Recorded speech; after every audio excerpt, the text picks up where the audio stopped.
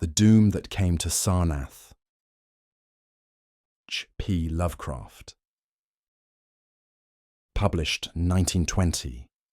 There is in the land of Manar a vast still lake that is fed by no stream and out of which no stream flows. 10,000 years ago there stood by its shore the mighty city of Sarnath, but Sarnath stands there no more. It is told that in the immemorial years when the world was young, before ever the men of Sarnath came to the land of Manar, another city stood beside the lake, the grey stone city of Ib, which was old as the lake itself, and peopled with beings not pleasing to behold. Very odd and ugly were these beings, as indeed are most beings of a world yet inchoate and rudely fashioned. It is written on the brick cylinders of Cadatharon that the beings of Ib were in hue as green as the lake and the mists that rise above it, that they had bulging eyes, pouting, flabby lips, and curious ears, and were without voice. It is also written that they descended one night from the moon in a mist, they and the vast still lake and grey stone city Ib. However this may be, it is certain that they worshipped a sea-green stone idol chiselled in the likeness of Bokrug, the great water lizard, before which they danced horribly when the moon was gibbous, and it is written in the papyrus of Ilanek that they one day discovered fire, and thereafter kindled flames on many ceremonial occasions. But not much is written of these beings, because they lived in very ancient times, and man is young, and knows little of the very ancient living things. After many aeons, men came to the land of Manar, dark shepherd folk with their fleecy flocks, who built Thra, Ilanek, and Cadatharon on the winding river Ai.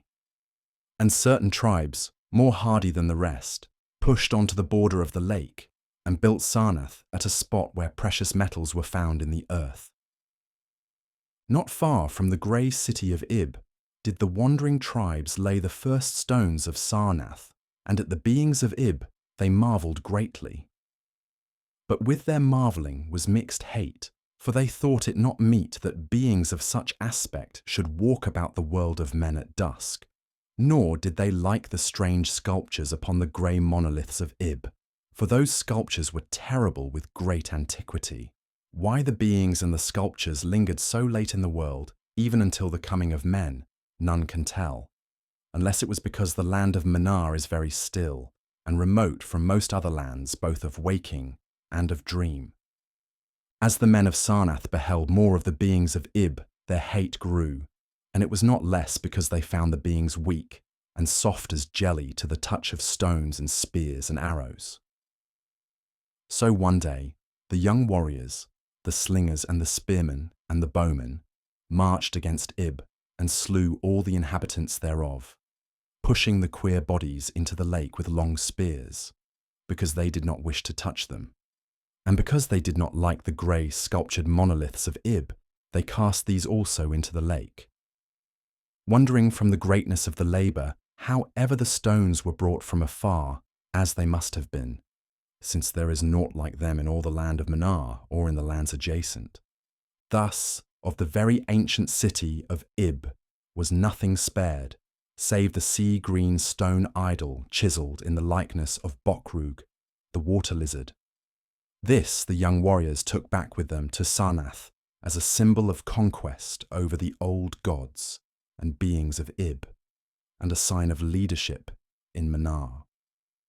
But on the night after it was set up in the temple, a terrible thing must have happened, for weird lights were seen over the lake, and in the morning the people found the idol gone and the high priest Taranish lying dead, as from some fear unspeakable. And before he died, Taranish had scrawled upon the altar of chrysolite, with coarse shaky strokes, the sign of doom. After Taranish, there were many high priests in Sarnath, but never was the sea-green stone idol found. And many centuries came and went, wherein Sarnath prospered exceedingly, so that only priests and old women remembered what Taranish had scrawled upon the altar of chrysolite. Betwixt Sarnath and the city of Ilanek arose a caravan route, and the precious metals from the earth were exchanged for other metals, and rare cloths, and jewels, and books, and tools for artificers, and all things of luxury that are known to the people who dwell along the winding river Ai and beyond. So Sarnath waxed mighty, and learned, and beautiful, and sent forth conquering armies to subdue the neighbouring cities. And in time there sate upon a throne in Sarnath the kings of all the land of Manar, and of many lands adjacent. The wonder of the world and the pride of all mankind was Sarnath the Magnificent.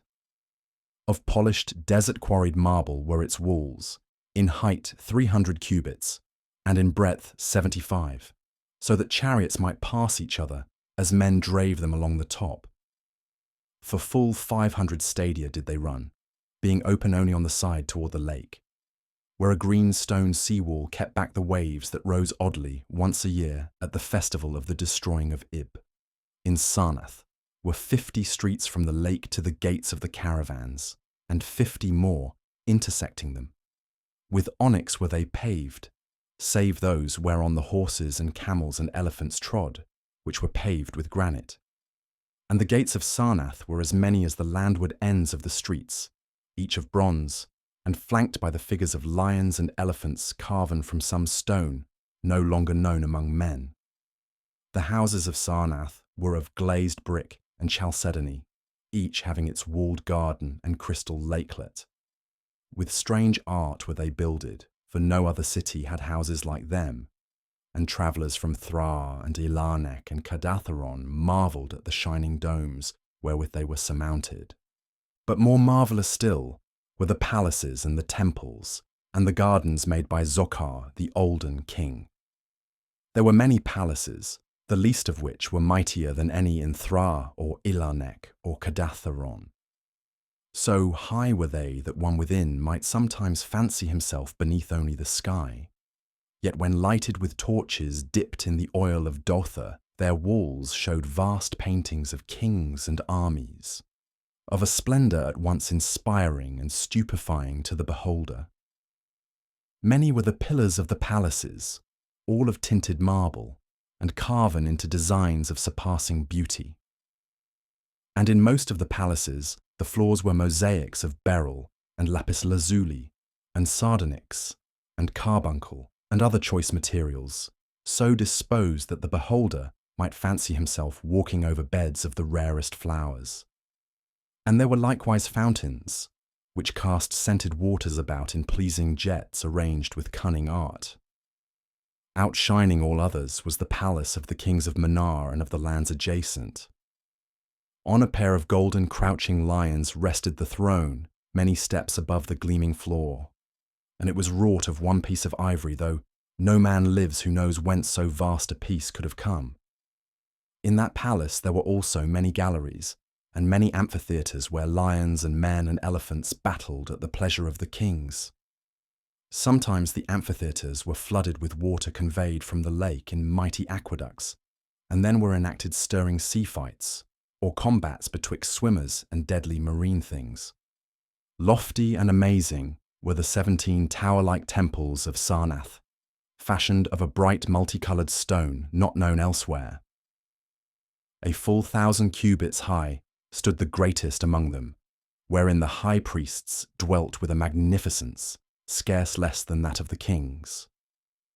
On the ground were halls as vast and splendid as those of the palaces, where gathered throngs in worship of Zokalar and Tamash and Lobon, the chief gods of Sarnath, whose incense enveloped shrines were as the thrones of monarchs. Not like the icons of other gods were those of Zokalar and Tamash and Lobon, for so close to life were they that one might swear the graceful bearded gods themselves sate on the ivory thrones.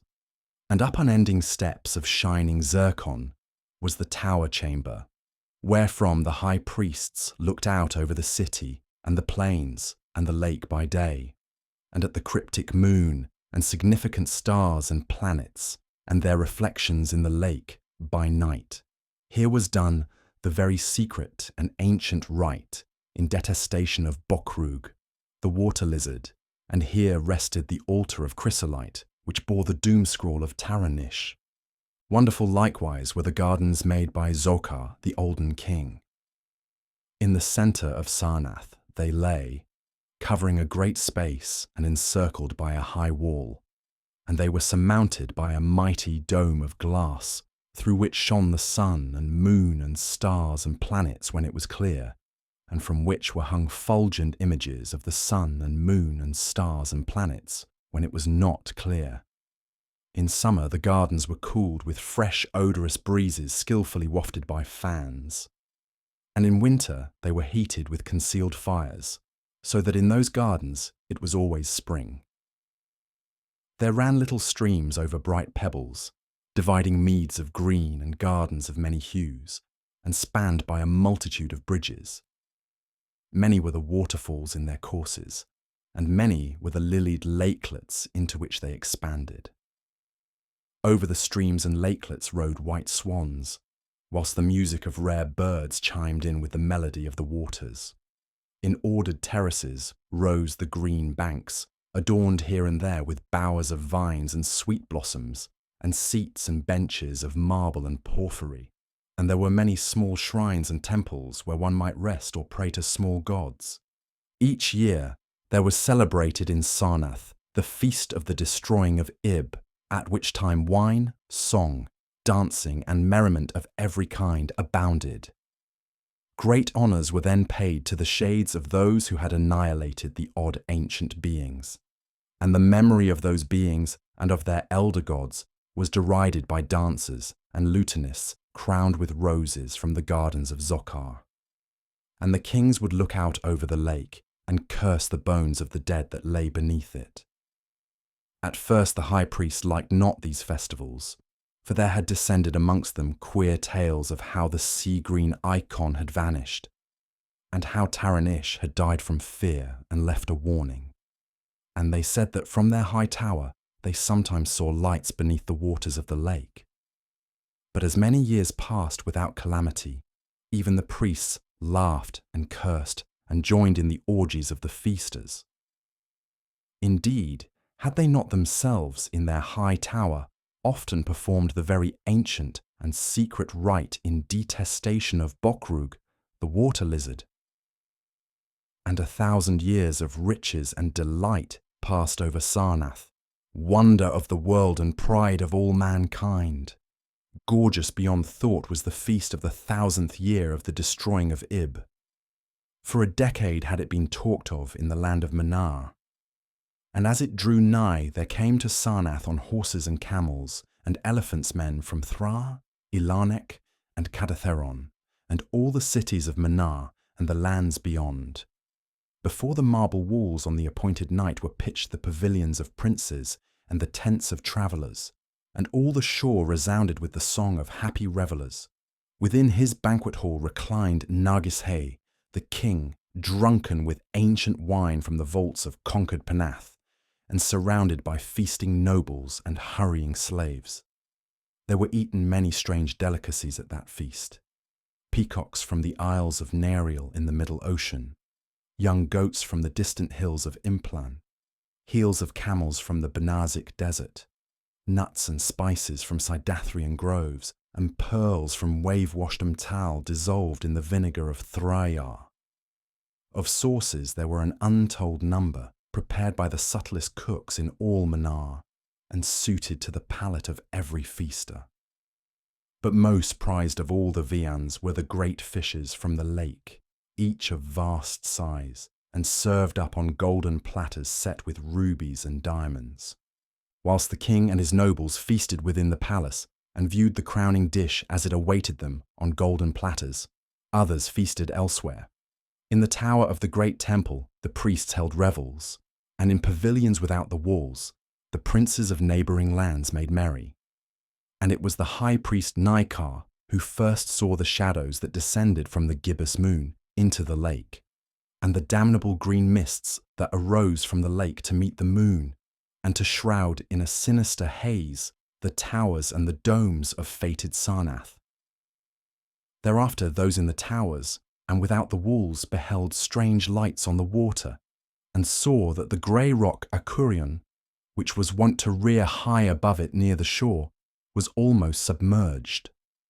And fear grew vaguely, yet swiftly, so that the princes of Ilarnek and of Far Rockall took down and folded their tents and pavilions and departed for the River Eye, though they scarce knew the reason for their departing.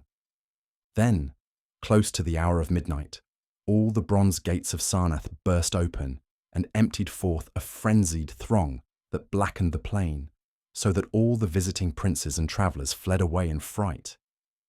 For on the faces of this throng was writ a madness born of horror unendurable, and on their tongues were words so terrible that no hearer paused for proof. Men whose eyes were wild with fear shrieked aloud of the sight within the king's banquet hall, where through the windows were seen no longer the forms of Nagis Hay and his nobles and slaves, but a horde of indescribable green voiceless things with bulging eyes, pouting, flabby lips, and curious ears. Things which danced horribly, bearing in their paws golden platters set with rubies and diamonds containing uncouth flames. And the princes and travellers, as they fled from the doomed city of Sarnath on horses and camels and elephants, looked again upon the mist-begetting lake and saw the grey rock Acurion was quite submerged. Through all the land of Manar and the lands adjacent spread the tales of those who had fled from Sarnath, and caravans sought that accursed city and its precious metals no more. It was long ere any traveller went thither, and even then only the brave and adventurous young men of distant Falona dared make the journey, adventurous young men of yellow hair and blue eyes, who were no kin to the men of Manar. These men indeed went to the lake to view Sarnath, but though they found the vast still lake itself, and the grey rock Acurion, which rears high above it near the shore, they beheld not the wonder of the world and pride of all mankind.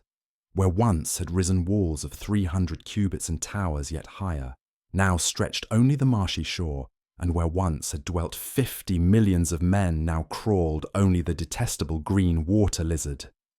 Not even the mines of precious metal remained, for doom had come to Sarnath. But half buried in the rushes was spied a curious green idol of stone, an exceedingly ancient idol coated with seaweed and chiselled in the likeness of Bokrug, the great water lizard. That idol, enshrined in the high temple at Ilarnek, was subsequently worshipped beneath the gibbous moon throughout the land of Manar. Enjoyed the story?